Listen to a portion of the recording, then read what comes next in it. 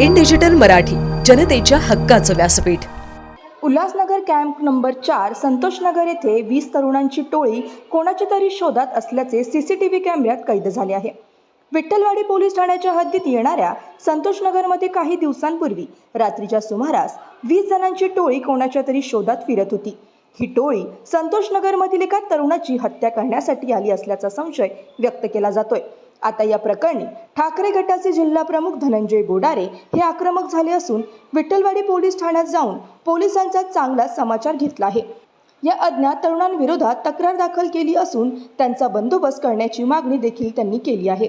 तसेच नागरिकांना कायदा हातात घ्यायला लावू नका असे आवाहन देखील बोडारे यांनी पोलीस प्रशासनाला केले आहे. 9 तारखेची घटना आहे. मी बाहेर होतो. साधारणतः 9:30 पावणे 10च्या सुमारास इथं आल्यानंतर लोकांनी सांगितलं की 25 एक मुलं तोंडाला रुमाल बांधून हातात तलवारी, चाकू, चॉपर, दांडकी घेऊन इकडे फिरतात, इकडनं अशी गेलेले. त्याच्यानंतर मी त्यांची शोधाशोध केली आणि नंतर मग पोलीस स्टेशनला गेलो. पण हे असे प्रकार इकडे या उल्हासनगरमध्ये वारंवार होत आहेत. म्हणजे पोलीस स्टेशन किंवा पोलीस आहे की नाही किंवा पोलीस यंत्रणा आहे की नाही नसल्यासारखी झालेली. याचाच प्रकार पूर्वी बंजारा कॉलनीमध्ये झाला होता. आरोपी कोण आहे ते माहीत होतं. त्यातले काही आरोपी कोळशेवाडी पोलिसांनी अटक केली होती, पण या पोलिसांनी अटक केली नाही असं मी वारंवार सांगितलं.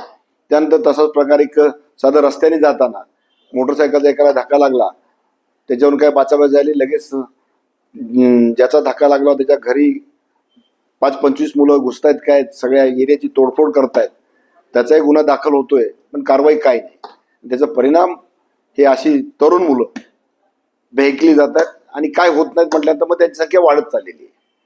जसं चांगल्या गोष्टीकडे IAS बनण्यासाठी मेहनत घ्यावी लागते, पण असं हे होण्यासाठी काय मेहनत नाही. मग ते एक पिढी बर्बाद करण्याचं काम या माध्यमातून चाललेलं आहे.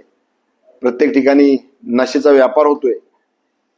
यंत्रणेला माहीत असणारे लोकांना सर्वसामान्य माहित आहे की गांजा कुठून येतो, नशाचे पदार्थ कुठून येतात, गुटखा कुठं विकला जातो, गुटखा कुठून येतो हे सगळं माहिती आहे. तरी पण पोलीस कारवाई करत नाही. त्याचा परिणाम इथली कायदा आणि सुव्यवस्था बिघडत चाललेली, दिवसेंदिवस खालावत चाललेली.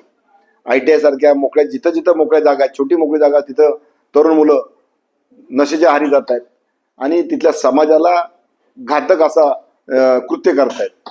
आया बहिणींचं ते सुद्धा म्हणजे घाबरून राहत आहेत. म्हणजे निष्प्रभ असे पोलीस झालेले.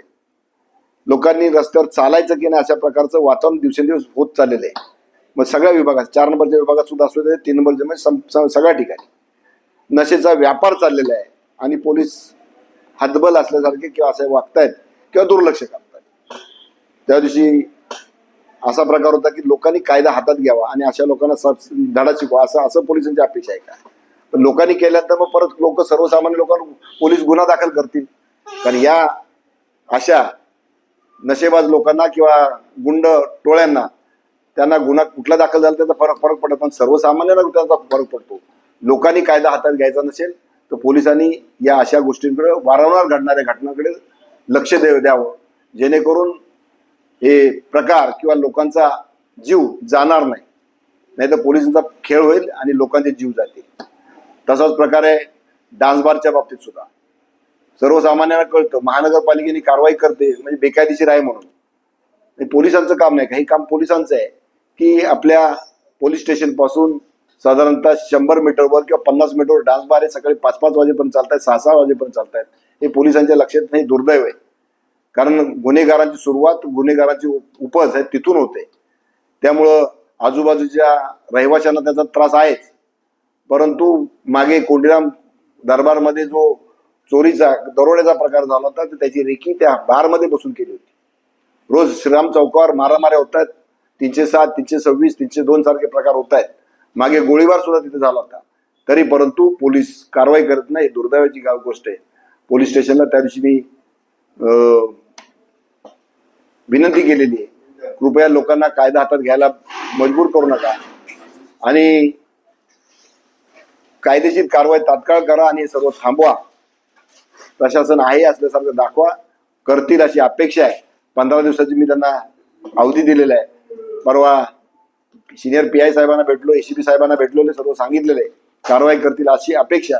नाहीतर 15 दिवसानंतर आम्ही या बाबतीत अगदी शहर लेवलला एक वेगळा विचार करू, आंदोलन करू आणि मग लोकांना आवाहन करू आणि काय करायचे ते.